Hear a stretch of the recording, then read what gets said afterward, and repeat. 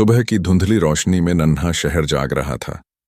धूल भरी गलियों में साइकिल की घंटियां गूंज रही थीं और हवा में चाय की खुशबू तैर रही थी। इसी माहौल में गली के नुक्कड़ पर मंगल की छोटी सी चाय की दुकान थी, जहां हर सुबह से शाम तक शहर के लोग चाय पीने आते और अपने दिल की बातें साझा करते। मंगल एक साधारण आदमी था, उम्र 48 के आसपास, चेहरे पर हमेशा हल्की मुस्कान। उसकी चाय में कुछ जादू था। वह सिर्फ चाय नहीं बेचता था, बल्कि लोगों के दुख सुख का साथी भी था। उस शाम जब सूरज ढल रहा था, दुकान पर एक नया चेहरा आया। साफ कपड़े, शांत चेहरा और आंखों में गहरी चमक। उसने चाय मंगवाई और चुपचाप कोने में बैठ गया। मंगल ने गौर किया कि वह सिर्फ चाय नहीं पी रहा, बल्कि हर बात को ध्यान से सुन रहा था। साहब, पहली बार आए हैं? मंगल ने पूछा। हाँ, उसने शांत स्वर में कहा। मेरा नाम विश्वनाथ है, सुना था यहां की चाय मशहूर है। मंगल ने मुस्कुराकर कहा। साहब, यहां चाय के साथ शहर की कहानियां भी मिलती हैं। विश्वनाथ ने सिर हिलाया और चाय की चुस्की ली। तभी दुकान में गोपाल आया, मंगल का वफादार नौकर, जो थानों में चाय पहुंचाता था। गोपाल का चेहरा परेशान था, वह बेचैन लग रहा था। मालिक, गोपाल ने धीरे से कहा, थाने में कुछ गलत हो रहा है। मंगल ने भौहें चढ़ाईं। क्या मतलब? गोपाल ने आसपास देखकर कहा, एक गरीब लड़की को झूठे केस में फंसाने की साजिश है। उसका नाम राधा है, बिल्कुल मासूम। विश्वनाथ चुपचाप चाय पी रहा था, लेकिन उसकी आंखें गोपाल की बातों पर टिकी थीं। गोपाल ने धीमी आवाज में बताना शुरू किया, मालिक, ये कहानी एक अमीर लड़के, रोहन शर्मा, से शुरू होती है। वह शहर के बड़े कारोबारी हरि शर्मा का बेटा है। पिछले हफ्ते रोहन ने राधा को गली में रोका और उसका अपमान किया। राधा एक मजदूर की बेटी है, जो फैक्ट्री में काम करके अपने बीमार पिता का इलाज कराती है। विश्वनाथ ने चाय का प्याला होठों पर लगाया, लेकिन उसकी नजर गोपाल पर थी। गोपाल ने आगे कहा, राधा ने रोहन का विरोध किया और उसे धक्का देकर निकल गई, लेकिन रोहन का अहंकार इसे बर्दाश्त नहीं कर सका। उसने अपने पिता हरि से शिकायत की। मंगल ने उत्सुकता से पूछा, फिर क्या हुआ? गोपाल ने बताया, हरि शर्मा ने थाने के 2 बड़े अफसरों, इंस्पेक्टर रमेश तिवारी और सब इंस्पेक्टर सुरेश वर्मा को पैसे का लालच दिया। उन्होंने एक शैतानी योजना बनाई है। गोपाल की आवाज में गुस्सा और दुख था। वे राधा पर चोरी का झूठा इल्जाम लगाने वाले हैं और रोहन को बेदाग साबित करेंगे। विश्वनाथ का हाथ प्याले पर रुक गया। उसका चेहरा शांत था, लेकिन आंखों में तूफान उठ रहा था। गोपाल ने कहा, आज मैंने थाने में सुना, रमेश तिवारी सुरेश से कह रहा था कि हरि साहब ने वादा किया है, अगर राधा को फंसा दिया तो बड़ा प्रमोशन और मोटी रकम मिलेगी। मंगल ने सिर हिलाया। यह तो बहुत गलत है। उस गरीब लड़की का क्या कसूर? गोपाल ने दुखी स्वर में कहा, मालिक, पैसे की ताकत के सामने गरीबी हमेशा हार जाती है। राधा को नहीं पता कि क्या होने वाला है। विश्वनाथ ने चाय का आखिरी घूंट पिया और गोपाल की तरफ देखा। उसके चेहरे पर अब दृढ़ता थी। गोपाल, उसने शांत स्वर में कहा, कल तुम थाने मत जाना। गोपाल चौंका। क्यों साहब? विश्वनाथ ने मुस्कुराकर कहा, कल मैं तुम्हारी जगह चाय लेकर जाऊंगा। मंगल और गोपाल हैरान रह गए। लेकिन साहब, गोपाल ने कहा, आप तो पहली बार आए हैं। विश्वनाथ ने परिचय दिया, मैं विश्वनाथ पांडे हूं, इस शहर की जिला अदालत का मुख्य न्यायाधीश। यह सुनकर मंगल और गोपाल की सांस रुक गई। वे एक जज के सामने पुलिस की साजिश की बात कर रहे थे। गोपाल के चेहरे पर डर आ गया। साहब, माफ कीजिए, हमें नहीं पता था। विश्वनाथ ने हाथ उठाकर रोका। माफी की जरूरत नहीं। तुमने जो बताया वह गंभीर है। अगर कोई निर्दोष लड़की फंस रही है तो उसे बचाना मेरी जिम्मेदारी है। मंगल ने कांपती आवाज में पूछा, साहब, लेकिन आप चाय वाले के भेष में क्यों जाना चाहते हैं? विश्वनाथ ने समझाया, अगर मैं जज के रूप में जाऊंगा तो वे सतर्क हो जाएंगे, लेकिन एक साधारण चाय वाले के भेष में वे अपनी असलियत दिखाएंगे।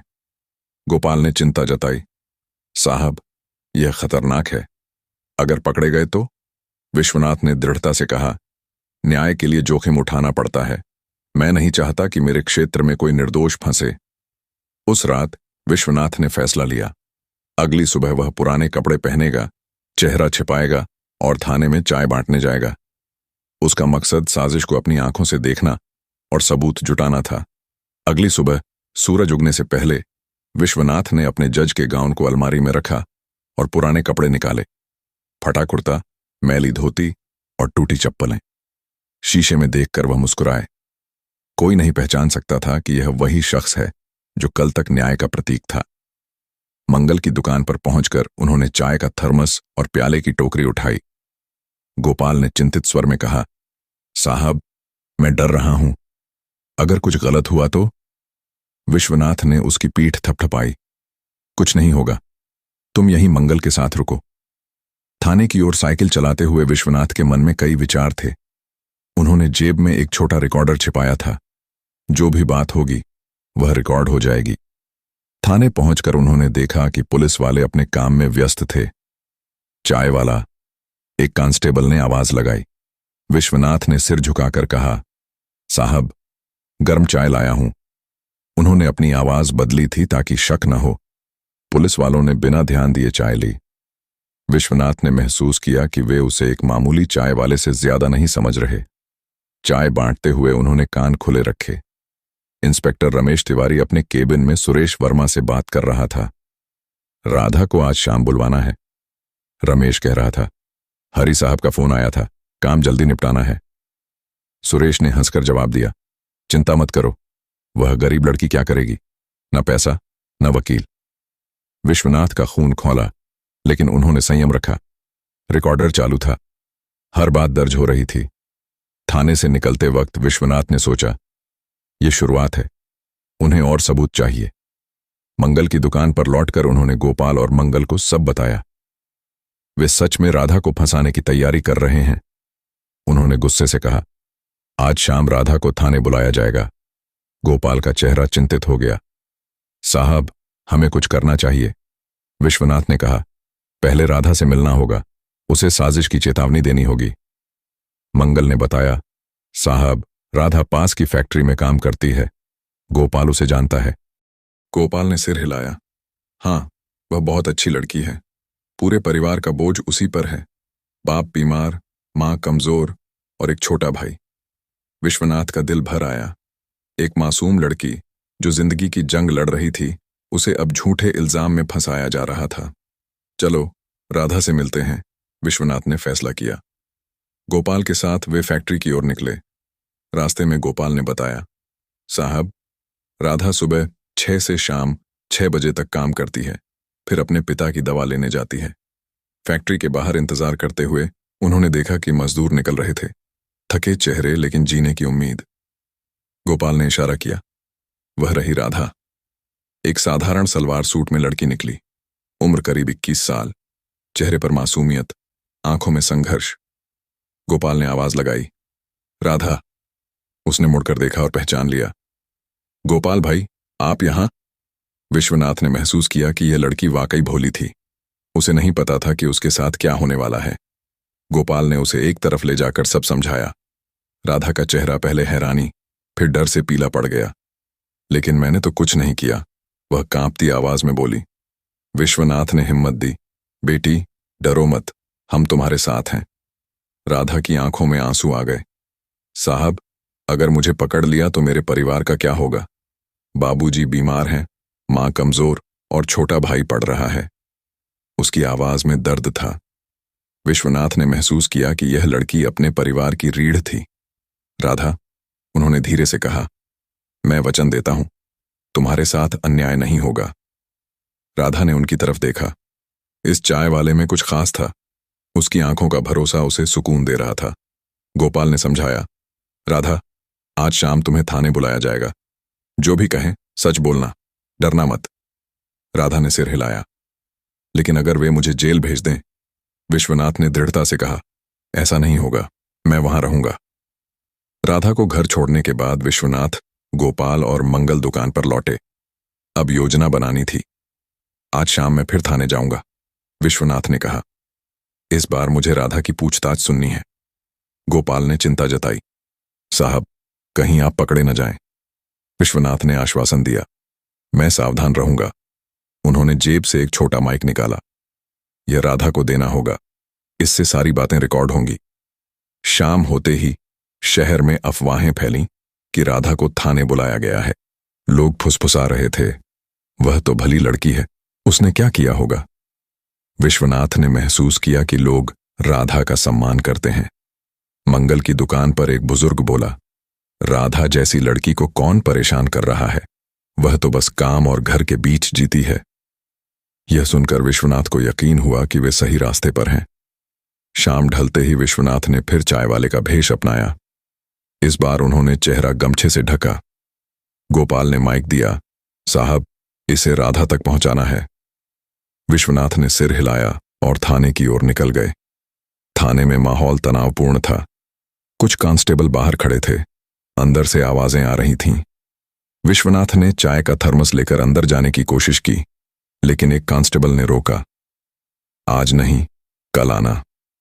विश्वनाथ ने गिड़गिड़ाया, साहब, गर्म चाय है, ठंडी हो जाएगी। तो भी सुरेश की आवाज आई, चाय वाले को अंदर भेजो, हमें चाय चाहिए। विश्वनाथ को राहत मिली। अंदर जाकर उन्होंने चाय बांटना शुरू किया। केबिन में राधा एक कुर्सी पर बैठी थी, चेहरा डर से पीला, आंखों में आंसू। रमेश तिवारी और सुरेश वर्मा उसे घेर कर खड़े थे। विश्वनाथ ने चाय का प्याला रमेश के पास रखते हुए सुना, देख राधा, हमारे पास पक्के सबूत हैं, तूने रोहन के घर से सोने की अंगूठी चुराई है। राधा रो रही थी, नहीं साहब, मैंने कुछ नहीं चुराया, मैं रोहन को जानती तक नहीं। सुरेश ने हंसकर कहा, झूठ बोल रही है, गवाह भी हैं। विश्वनाथ समझ गए कि झूठे गवाह भी तैयार हैं। चाय बांटते हुए उन्होंने चुपके से राधा के पास माइक दबा दिया। राधा ने चौंक कर देखा, लेकिन विश्वनाथ के इशारे से समझ गई और माइक को साड़ी में छुपा लिया। रमेश ने धमकी दी, अगर तू मान ले कि चोरी की है तो हम छोड़ देंगे, नहीं तो जेल में सड़ेगी। राधा ने कांपती आवाज में कहा, मैंने कुछ नहीं किया, क्यों झूठ बोलूं। अब हर बात रिकॉर्ड हो रही थी। सुरेश ने डराया, देख, रोहन हरी शर्मा का बेटा है, जानती है हरी शर्मा कौन है, इस शहर का सबसे बड़ा कारोबारी, उसकी पहुंच कहां तक है। राधा की सांसें तेज हो गईं। साहब, मैं गरीब हूं, लेकिन झूठ नहीं बोलूंगी। रमेश ने मेज पर हाथ मारा, बहुत जिद कर रही है। ठीक है, कल कोर्ट में पेश करेंगे, देखते हैं कौन बचाता है। राधा और डर गई, साहब, मेरे परिवार का क्या होगा, बाबूजी बीमार हैं। सुरेश ने बेरहमी से कहा, यह सब पहले सोचना चाहिए था। विश्वनाथ चाय बांटते हुए सब सुन रहे थे। उनका गुस्सा बढ़ रहा था। एक निर्दोष लड़की को पैसे की ताकत से कुचला जा रहा था। तभी रमेश का फोन बजा। हाँ हरी साहब, जी, लड़की यहीं है, अभी तक नहीं मानी। ठीक है, कल तक काम पूरा हो जाएगा। फोन रखकर रमेश ने सुरेश से कहा, हरी साहब का कहना है कल सुबह तक केस तैयार करो। राधा ने घबराकर पूछा, साहब, मुझे घर जाने दीजिए, मां इंतजार कर रही होगी। रमेश ने कहा, ठीक है, आज जा, लेकिन कल सुबह यहीं आना। भागने की कोशिश की तो पूरे परिवार को अंदर कर देंगे। राधा डरी सहमी बाहर निकली। विश्वनाथ भी चाय बांटकर बाहर आए और उसे दूर से फॉलो किया। थाने से निकलते ही राधा रोने लगी। विश्वनाथ ने पास जाकर कहा, बेटी घबराओ मत, माइक दे दो। राधा ने रोते हुए माइक दिया। मेरा क्या होगा, उसने पूछा। विश्वनाथ ने सांत्वना दी, कुछ नहीं होगा, बस सच बोलते रहना। मंगल की दुकान पर लौटकर विश्वनाथ ने रिकॉर्डिंग सुनी। रमेश और सुरेश की बातें, हरी शर्मा का नाम और झूठे इल्जाम की साजिश, सब साफ रिकॉर्ड था। यह तो बड़ा सबूत है, गोपाल ने कहा। विश्वनाथ ने सिर हिलाया, हां, लेकिन अभी और सबूत चाहिए। हमें हरी शर्मा और रोहन के खिलाफ भी पक्का सबूत चाहिए। मंगल ने पूछा, अब क्या करेंगे साहब? विश्वनाथ ने कहा, कल मैं फिर थाने जाऊंगा। इस बार रोहन और हरी शर्मा की बातें सुननी है। उन्होंने योजना बनाई। गोपाल सुबह राधा के घर जाकर उसे हिम्मत देगा और विश्वनाथ थाने पर नजर रखेंगे। उस रात विश्वनाथ अपने घर में बैठकर सोच रहे थे। एक जज के रूप में उन्होंने हमेशा कोर्ट में न्याय किया, लेकिन आज उन्हें लगा कि न्याय की लड़ाई कोर्ट के बाहर भी लड़नी पड़ती है। राधा जैसी मासूम लड़की को बचाना उनकी जिम्मेदारी थी। अगली सुबह गोपाल राधा के घर गया। राधा का परिवार एक छोटी झोपड़ी में रहता था। पिता बीमार बिस्तर पर पड़े थे, मां घर का काम करती थी और छोटा भाई गोविंद स्कूल जाता था। गोपाल ने राधा की मां को सब बताया। हमारी राधा ने कुछ गलत नहीं किया, मां ने रोते हुए कहा। वह तो बस काम करती है, घर चलाती है, पिता की दवा लाती है। गोपाल ने समझाया। कुछ लोग आपकी मदद कर रहे हैं। राधा ने डरते हुए पूछा। गोपाल भाई, कल मुझे फिर थाने जाना है, अगर मुझे पकड़ लिया तो। गोपाल ने हिम्मत दी। घबराओ मत, जो चाय वाले साहब हैं वे तुम्हारी मदद करेंगे। गोविंद ने गुस्से से कहा। दीदी ने कुछ गलत नहीं किया, यह अन्याय है। विश्वनाथ ने उस दिन फिर चाय वाले का भेष अपनाया। थाने पहुंचकर उन्होंने देखा कि माहौल अलग था। बाहर एक चमचमाती कार खड़ी थी। गोपाल ने बताया था कि यह रोहन की कार है। अंदर जाकर विश्वनाथ ने चाय बांटना शुरू किया। उन्होंने एक 24 से 25 साल के लड़के को महंगे कपड़ों में रमेश के केबिन में देखा। यह रोहन होगा। विश्वनाथ ने कान खुले रखे। रोहन हंसते हुए रमेश से कह रहा था, यार रमेश, पापा ने कहा है, काम जल्दी निपटा दो, उस राधा को सबक सिखाओ। रमेश ने जवाब दिया, चिंता मत करो रोहन भाई, सब हो जाएगा। रोहन ने घमंड से कहा, मैंने उससे कहा था मेरे साथ चल, अच्छी जिंदगी दूंगा, लेकिन वह अकड़ रही थी। अब देखता हूं कैसे अकड़ती है। विश्वनाथ का खून खौला। तो यह था असली मामला। रोहन ने राधा को परेशान किया और जब उसने इनकार किया तो उसे फंसाया जा रहा था। सुरेश ने रोहन से कहा, भाई साहब, आपके पापा ने वादा किया है, यह काम हो गया तो हमारा प्रमोशन पक्का। रोहन ने हंसकर कहा, पापा के पास पैसा है, कनेक्शन है, यह छोटा काम है। विश्वनाथ चाय बांटते हुए हर बात रिकॉर्ड कर रहे थे। तभी रोहन का फोन बजा। हाँ पापा जी, यहीं हूं। ठीक है, आधे घंटे में आ जाइए। फोन रखकर रोहन ने कहा, पापा आ रहे हैं, वे खुद राधा से बात करना चाहते हैं। आधे घंटे बाद हरि शर्मा आए। भारी भरकम आदमी, महंगे कपड़े, सोने की घड़ी। थाने में घुसते ही सब उनके सामने खड़े हो गए। रमेश और सुरेश सलाम ठोकने लगे। काम हो गया? हरि ने सख्त आवाज में पूछा। रमेश ने डरते हुए कहा, साहब, लड़की अभी तक नहीं मानी। हरि का चेहरा गुस्से से लाल हो गया। क्या मतलब? मैंने तुम्हें पैसे दिए हैं या नहीं? विश्वनाथ चाय बांटते हुए सब सुन रहे थे। हरि ने रमेश से कहा, सुन, मैंने तुम्हें 6 लाख दिए हैं। अगर आज शाम तक राधा का केस तैयार नहीं हुआ तो समझ जाना। रमेश और सुरेश का चेहरा पीला पड़ गया। सुरेश ने कांपती आवाज में कहा, साहब, हम कोशिश कर रहे हैं, लेकिन वह मानती नहीं। हरि ने गुस्से से कहा, तो उसे मानने पर मजबूर करो, यह तुम्हारा काम है। रोहन ने अपने पिता से कहा, पापा, मैं कह रहा था उसे सीधे जेल भेज दो, क्यों इतना ड्रामा? हरि ने समझाया, बेटा, अगर उसका बयान नहीं मिला तो कोर्ट में दिक्कत होगी। उसे पहले चोरी कबूल करवानी होगी। विश्वनाथ को सारी साजिश समझ आ गई। ये लोग राधा से जबरन गुनाह कबूल करवाना चाहते थे।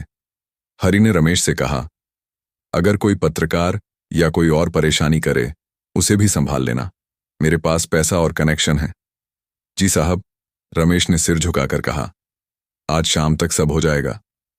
हरि ने चेतावनी दी, बेहतर होगा कि हो जाए, नहीं तो तुम दोनों की नौकरी खतरे में है।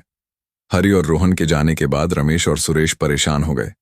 रमेश ने कहा, अब क्या करें? लड़की मान जाए तभी काम बनेगा। सुरेश ने सुझाव दिया, उसके परिवार को धमकाते हैं, बाप बीमार है, मां कमजोर, डर जाएंगे। यह सुनकर विश्वनाथ का गुस्सा चरम पर पहुंच गया। ये लोग राधा के पूरे परिवार को डराने की सोच रहे थे। उन्होंने तुरंत थाने से निकलकर गोपाल को फोन किया। गोपाल, तुरंत राधा के घर जाओ और उन्हें सुरक्षित जगह ले जाओ, पुलिस उन्हें धमकाने वाली है।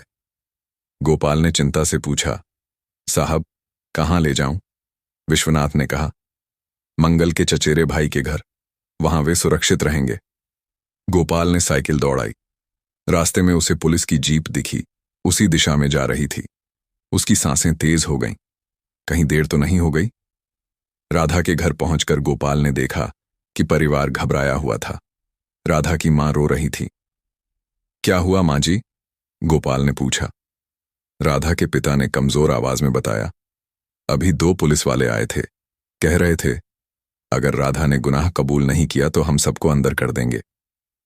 गोविंद ने गुस्से से कहा, दीदी ने कुछ गलत नहीं किया, ये लोग क्यों परेशान कर रहे हैं? गोपाल ने समझाया, घबराओ मत, कुछ लोग तुम्हारी दीदी की मदद कर रहे हैं। गोपाल ने जल्दी जल्दी उन्हें समझाया कि वह सबको सुरक्षित जगह ले जाना चाहता है। लेकिन हमारे पास जाने को और जगह कहाँ है? राधा की मां ने पूछा। गोपाल ने बताया, मंगल के चचेरे भाई का घर है, वहां आप सुरक्षित रहेंगे। राधा ने चिंता से पूछा, गोपाल भाई, अगर पुलिस हमें ढूंढ ले तो? गोपाल ने हिम्मत दी, कुछ नहीं होगा। जो चाय वाले साहब हैं वे बहुत ताकतवर हैं, वे आपकी रक्षा करेंगे। जल्दी जल्दी सामान बांधकर राधा का परिवार गोपाल के साथ निकल गया। रास्ते में राधा ने पूछा, गोपाल भाई, ये चाय वाला कौन है? इतनी मदद क्यों कर रहा है? गोपाल ने रहस्यमय अंदाज में कहा, वह बहुत अच्छा इंसान है, न्याय में विश्वास रखता है। मंगल के चचेरे भाई के घर पहुंचकर राधा का परिवार थोड़ा शांत हुआ। यह एक पुराना लेकिन सुरक्षित मकान था। मंगल का भाई श्याम ने उन्हें जगह दी। चिंता मत करो, श्याम ने कहा, यहां आप सुरक्षित हो। उधर विश्वनाथ मंगल की दुकान पर गोपाल का इंतजार कर रहे थे। रिकॉर्डिंग सुनकर मंगल चिंतित था। साहब, यह तो बहुत गंदा खेल है। विश्वनाथ ने सिर हिलाया। हाँ मंगल, लेकिन अब हम इसे रोकेंगे। गोपाल के लौटने पर उसने बताया, साहब, राधा का परिवार सुरक्षित पहुंच गया। विश्वनाथ ने खुश होकर कहा, अच्छा किया, अब आगे की योजना बनानी है। उन्होंने रिकॉर्डिंग दोबारा सुनी। हरि शर्मा की आवाज साफ थी। मैंने तुम्हें 6 लाख दिए हैं। यह बड़ा सबूत है, गोपाल ने कहा। विश्वनाथ ने सहमति में सिर हिलाया, लेकिन हमें और मजबूत सबूत चाहिए। हरि के पैसे के लेन देन का प्रमाण चाहिए। मंगल ने पूछा, वह कैसे मिलेगा साहब? विश्वनाथ ने कहा, मेरा दोस्त संजय ठाकुर डीएसपी है, वह ईमानदार है, मैं उससे मदद लूंगा। उस रात विश्वनाथ ने संजय को फोन किया। संजय, मुझसे मिलना है, बहुत जरूरी बात है। संजय ने पूछा, क्या हुआ विश्वनाथ, तुम चिंतित लग रहे हो? फोन पर नहीं बता सकता, कल सुबह मिलते हैं। अगली सुबह विश्वनाथ और संजय एक पार्क में मिले। विश्वनाथ ने पूरी कहानी बताई, राधा की मासूमियत से लेकर हरि की साजिश तक। संजय ने गंभीरता से सुना और रिकॉर्डिंग सुनी। यह साफ भ्रष्टाचार है, उसने गुस्से से कहा। रमेश और सुरेश को तुरंत गिरफ्तार करना चाहिए। विश्वनाथ ने रोका, संजय, जल्दबाजी में हरि बच जाएगा, हमें उसे भी पकड़ना है। संजय ने पूछा, तो क्या करें?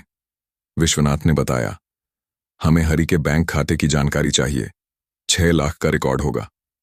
दोपहर तक संजय ने जानकारी जुटाई। विश्वनाथ, हरि ने 4 दिन पहले 6 लाख कैश निकाले थे। विश्वनाथ को खुशी हुई, यह परफेक्ट सबूत है। दोपहर में विश्वनाथ ने अपने पत्रकार दोस्त विक्रम मेहरा को फोन किया। विक्रम स्थानीय अखबार का संपादक था। विक्रम, मुझसे मिलो, एक बड़ी कहानी है। मंगल की दुकान पर मिलकर विश्वनाथ ने सब बताया और रिकॉर्डिंग सुनवाई। विक्रम हैरान था। यह तो स्कैंडल है। हरि शर्मा बड़ा आदमी है, उसके खिलाफ लिखना मुश्किल होगा। विश्वनाथ ने कहा, विक्रम, सच्चाई से मत डर, एक मासूम लड़की की जिंदगी दांव पर है। विक्रम ने हिम्मत जुटाई, आप सही हैं, मैं यह खबर छापूंगा। उस शाम विक्रम ने अखबार के लिए खबर तैयार की। पुलिस कारोबारी साठगांठ, निर्दोष लड़की को फंसाने की साजिश। रमेश, सुरेश और हरि के नाम साफ थे। राधा को जब यह खबर मिली तो उसकी आंखों में उम्मीद जगी। गोपाल भाई, क्या सच में मेरी मदद हो रही है? गोपाल ने कहा, हाँ राधा, अब सब ठीक होगा। हरि शर्मा को खबर पसंद नहीं आई। उसने रमेश को फोन किया। यह खबर कैसे छपी? मैंने कहा था मीडिया को संभालो। रमेश डर गया। साहब, हमें नहीं पता था। हरि ने गुस्से से कहा, विक्रम को चुप कराओ और वह चाय वाला भी संदिग्ध है, उसकी जांच करो। रमेश ने हामी भरी। उधर विश्वनाथ, गोपाल और मंगल अगले दिन की तैयारी कर रहे थे।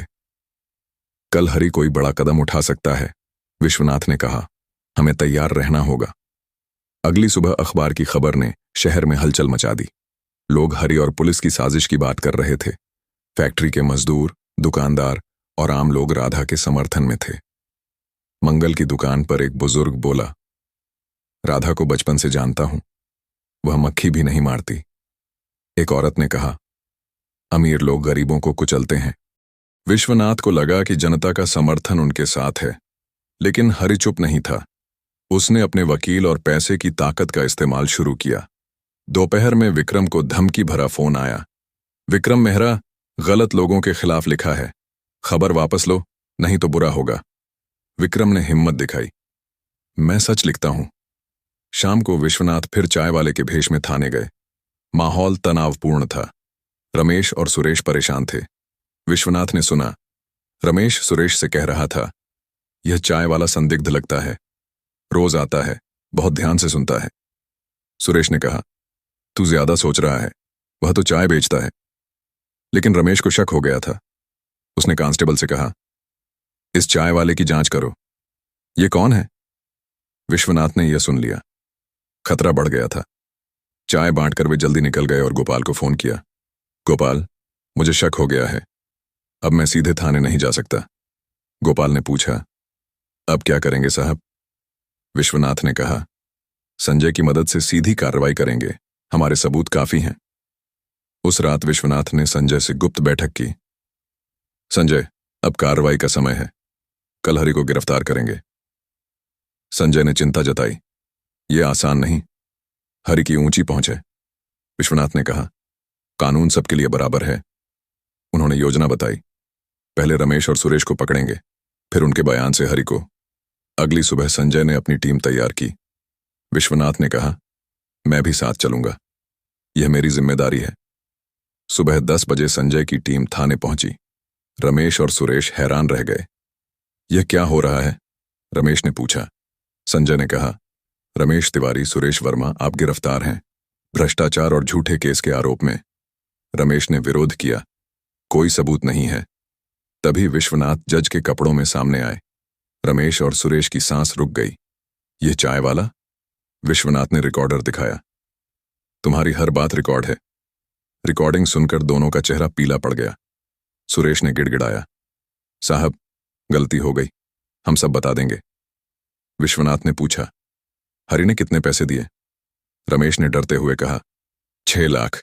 राधा को चोरी में फंसाने को कहा था। यह बयान भी रिकॉर्ड हुआ। संजय ने दोनों को हथकड़ी लगाई। अब हरि की बारी है, उसने कहा। विश्वनाथ ने सिर हिलाया। थाने से बाहर निकलते ही भीड़ जमा हो गई।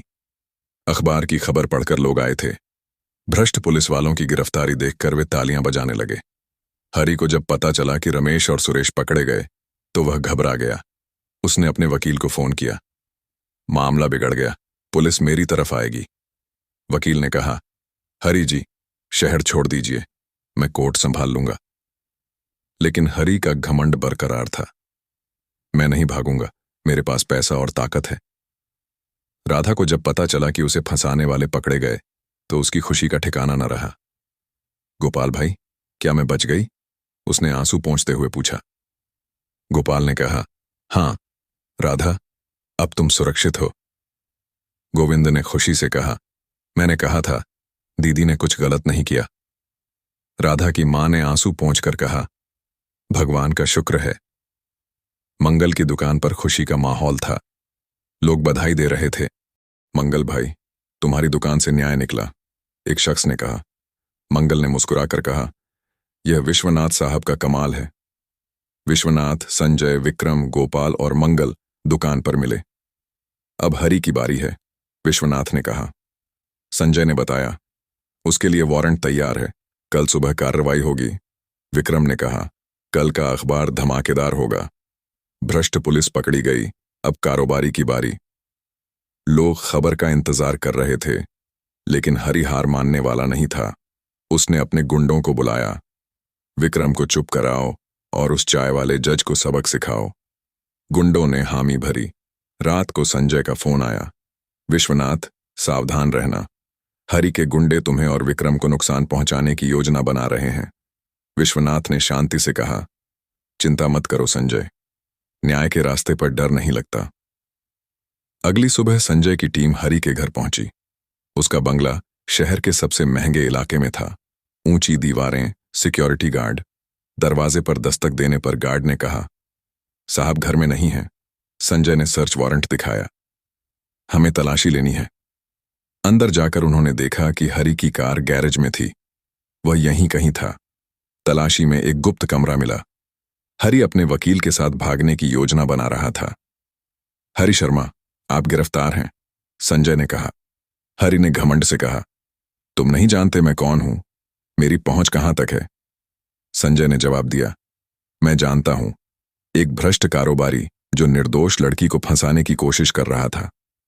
वकील ने कानूनी दांवपेच की कोशिश की, यह गैर कानूनी गिरफ्तारी है, लेकिन संजय के पास रमेश सुरेश के बयान, रिकॉर्डिंग और बैंक रिकॉर्ड थे। हरि को हथकड़ी लगाकर ले जाया गया। उसने धमकी दी, मैं तुम सबको बर्बाद कर दूंगा। संजय ने कहा, पैसा और ताकत कानून से बड़ी नहीं। बाहर भीड़ जमा थी, लोग नारे लगा रहे थे, राधा को न्याय मिला, भ्रष्टाचार का अंत। रोहन भी घर में था और उसे भी गिरफ्तारी हुई, राधा को परेशान करने और झूठी शिकायत के आरोप में। बाप बेटे की गिरफ्तारी ने लोगों का भरोसा कानून पर लौटाया। विक्रम ने इस खबर को अखबार के लिए तैयार किया। अगले दिन अखबार की सुर्खियों ने पूरे शहर को हिला दिया। भ्रष्ट कारोबारी और पुलिस की साजिश बेनकाब, राधा को मिला न्याय। हरि शर्मा और रोहन की गिरफ्तारी के साथ साथ रमेश तिवारी और सुरेश वर्मा के खिलाफ भी कार्रवाई की खबर थी। शहर के लोग मंगल की चाय की दुकान पर जमा होकर इस जीत की चर्चा कर रहे थे। यह सब उस चाय वाले साहब की वजह से हुआ, एक बुजुर्ग ने कहा। मंगल ने मुस्कुराकर जवाब दिया, वह कोई साधारण चाय वाला नहीं, विश्वनाथ पांडे, हमारे शहर का सबसे बड़ा जज। विश्वनाथ ने राधा और उसके परिवार को मंगल के चचेरे भाई के घर से वापस उनकी झोपड़ी में सुरक्षित पहुंचाया। राधा की आंखों में आंसू थे, लेकिन इस बार खुशी के। साहब, आपने मेरे परिवार को बचा लिया, उसने कांपती आवाज में कहा। विश्वनाथ ने हल्के से मुस्कुराकर कहा, बेटी, यह मेरा फर्ज था, सच की हमेशा जीत होती है। राधा की मां ने हाथ जोड़कर कहा, आप भगवान के रूप में आए साहब। गोविंद ने उत्साह से कहा, दीदी, अब कोई हमें परेशान नहीं करेगा। कोर्ट में केस की सुनवाई शुरू हुई।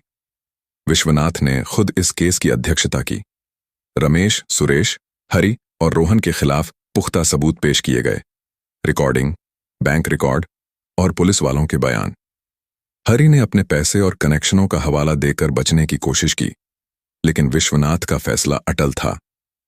कानून के सामने कोई भी ताकतवर नहीं है, उन्होंने कहा। हरि को 7 साल की सजा, रोहन को 3 साल और रमेश सुरेश को 5-5 साल की जेल हुई। इसके अलावा हरि पर भारी जुर्माना भी लगाया गया, जिसे राधा के परिवार के लिए मुआवजे के रूप में देने का आदेश दिया गया। राधा का परिवार फिर से अपने पुराने जीवन में लौट आया। राधा ने फैक्ट्री में काम जारी रखा, लेकिन अब उसके चेहरे पर डर नहीं, आत्मविश्वास था। मुआवजे के पैसों से उसके पिता का इलाज बेहतर हुआ और गोविंद की पढ़ाई का खर्च भी पूरा होने लगा। मंगल की चाय की दुकान अब सिर्फ चाय की जगह नहीं, बल्कि शहर की उम्मीद का प्रतीक बन गई थी। लोग वहां बैठकर न सिर्फ चाय पीते, बल्कि विश्वनाथ की बहादुरी और राधा की मासूमियत की कहानियां सुनाते। विश्वनाथ ने अपने जज के गाउन में वापस लौटकर कोर्ट में न्याय करना जारी रखा, लेकिन अब वह जानते थे कि कभी-कभी सच्चाई को बचाने के लिए कोर्ट की दीवारों से बाहर निकलना पड़ता है। विक्रम ने अपने अखबार में एक आखिरी लेख लिखा, मंगल की चाय की दुकान, जहां से निकला न्याय का उजाला। इस लेख ने शहर के हर कोने में यह संदेश पहुंचाया कि पैसे और ताकत की ताकत कितनी भी बड़ी हो, सच और इंसाफ हमेशा जीतता है। शहर में अब शांति थी।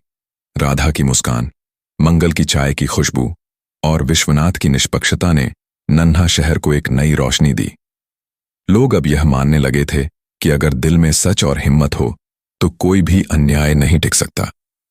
मंगल की दुकान पर हर सुबह चाय की चुस्कियों के साथ अब एक नई कहानी शुरू होती थी, न्याय की, साहस की और इंसानियत की।